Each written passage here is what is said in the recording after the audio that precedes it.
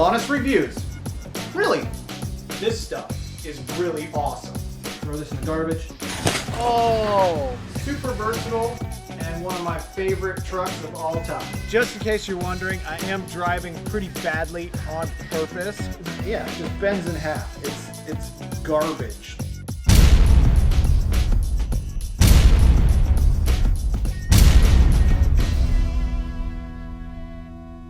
Come on, wouldn't you trust this face? All right, today we're going to be looking at the GS01 Gmade Komodo. Now, once we pull the body off of this truck, you're probably going to find it very reminiscent of the Gmade Sawback. This is the new version, or the update that they've done to the chassis to give you a little bit of a different look, feel, a different body, and so on and so forth. So let's dive in here. Let's check it out. First thing you're going to notice on the GS01 Komodo is the body. In my opinion, the body is the #1 coolest thing about this entire rig. Now, with that being said, if you look on top here, you've got sand ladders that come with it. You've got a roof rack, scale items, a shovel, bungee cord, straps.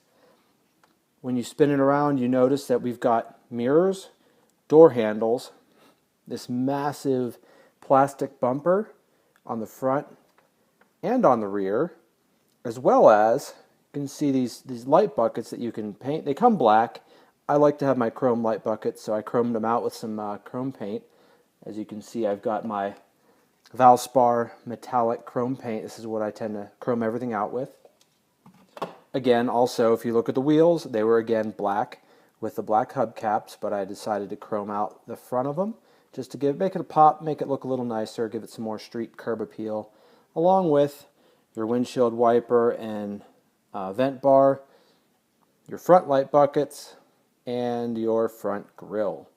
Now, all of these items, they screw directly onto the body, making it very robust and very sturdy.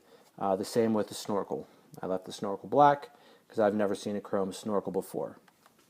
All right, so let me set you back down over here. We're going to pull this body off. Check it out. Now you can see on the inside, mirrors and the mirrors and the handles are held on with clips. I just haven't put the clips on the handlebars yet, on the door handles yet.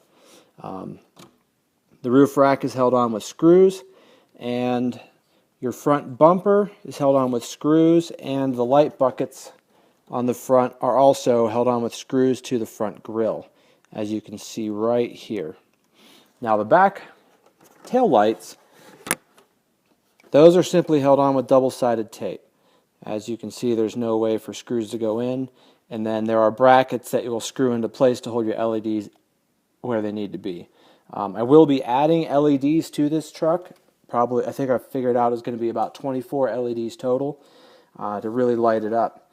Now, one thing you're going to see here is I've got these 3 light buckets on the front, and then the 5 light buckets up here on the top. These were actually a special that was being offered for pre-ordering through RC Mart. So thanks RC Mart for the free light buckets since I pre-ordered. It's going to make this thing shine like a star in the night. So it's going to be awesome. All right, setting the body aside. We take a look at the chassis. Again, it's your GS01 chassis. It's the exact same chassis that they used for the Gmade Sawback. Now, the main difference is the Gmade Sawback was a leaf spring setup, and this is your standard 4-link with the G transition shocks for your suspension. Again, center transmission.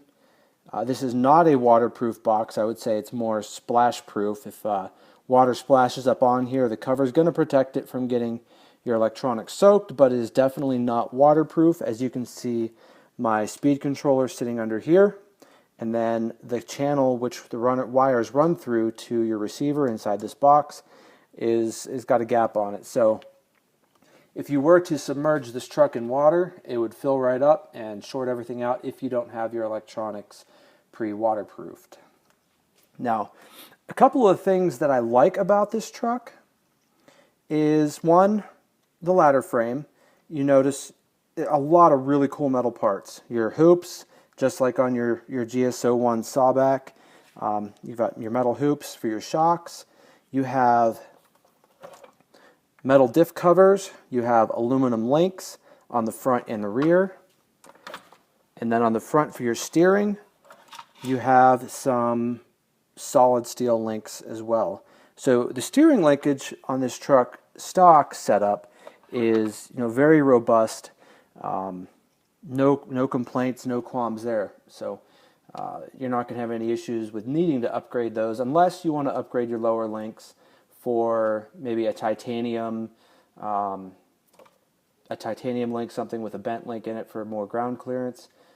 But that's, again, personal preference, and you can take with it and do what you will. Now, moving on, you have your drive shafts. They are plastic. They are quite a bit more robust than the normal stuff you would see on, say, an Axial SCX-10 or even on the Vitara Ascender. They are more robust. I don't know if they'll last, if they'll candy cane out on me after a little bit. We'll find out once we take this thing out and we do some test driving on it. So, looking at it further, you have this very beefy transmission. It does come with all plastic gears.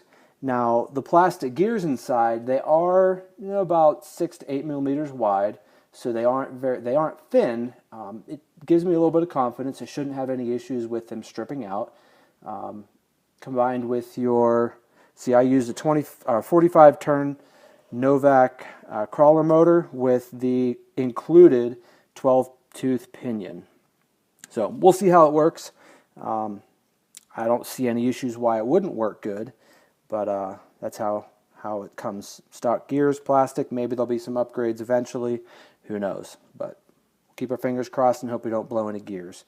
Now, last but not least, your battery compartment.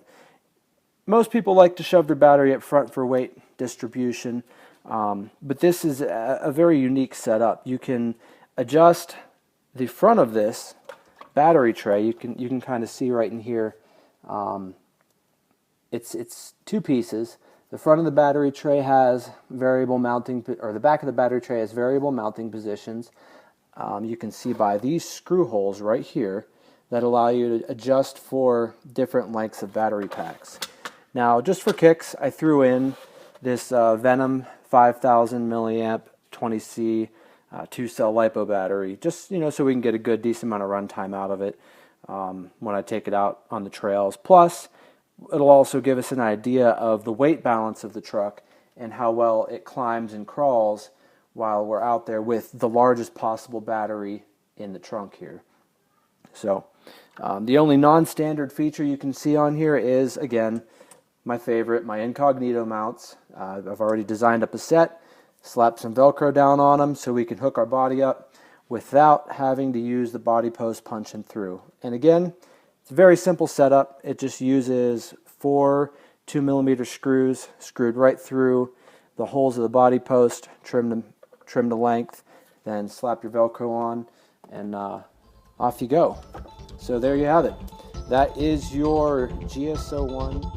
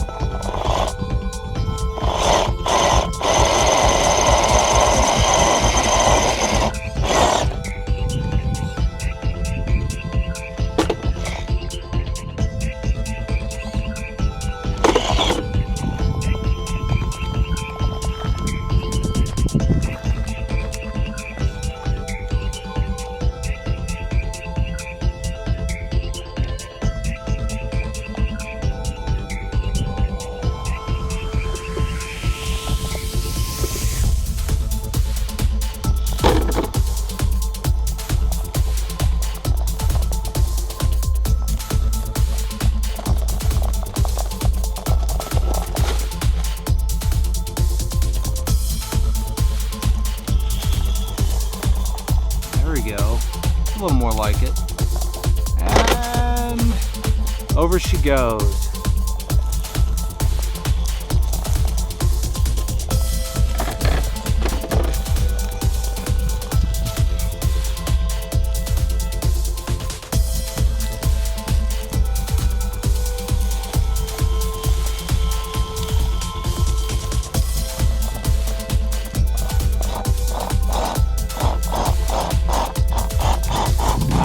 Don't want to seem to bite.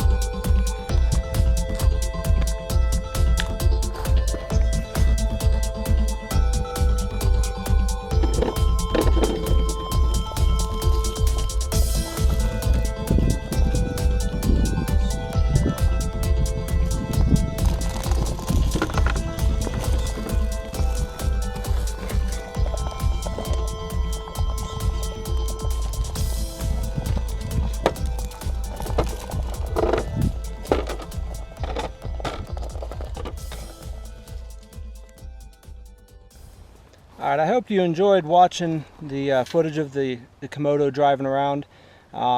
Just a few last final comments about the truck. I would like to first point off tires and the wheels. You can see the wheels, that they are a beadlock, which I forgot to mention, a very inexpensive plastic beadlock wheel, but as you can see, with the little bit of non-invasive crawling I was doing, it didn't really hold the bead very well. I did pop off the tire from the rim. So, I mean, that's, maybe I just didn't tighten down that screw enough, or I don't know, maybe it's just not very well secured, because all the screws that hold the two pieces of the beadlock wheel together are underneath this hub. Okay. Now, secondly, you'll notice that in some of the videos, these tires, they weren't really hooking up that well. They had a lot of trouble holding a line, especially on a side hill, and even getting grip to crawl good. So the tire compound, yeah, they're good knobby, they look awesome, but it lacks in performance that other tires might come straight out of the box. Like the tires from the Axial SCX10s, they're usually hook up pretty good. The Viterra Ascender tires, again, those work really well straight out of the box. These ones, if you're planning on using this as a Class 1 rig or a Class 2 rig, you're going to want to get better tires. Other than that, I mean, I like the way it crawls. The steering is a little bit to be desired. I should be able to make a little bit of modifications to the dog bones or the drive cups to get a little bit more steering out of it, but it doesn't steer as tight as, say, an SCX10 does out of the box, or even close to what the Viterra Ascender did. But I'm sure with modifications we'll be able to get this steering down to 45 degrees to make it perform a lot better. Apart from that, you know, it's a good looking truck. I enjoyed driving it. It's a lot of fun, a lot of good scale items on it. I'm looking forward to see what I can do by modifying it out. So, till next time, I hope you enjoyed the video. This is the Gmade GS01 Komodo.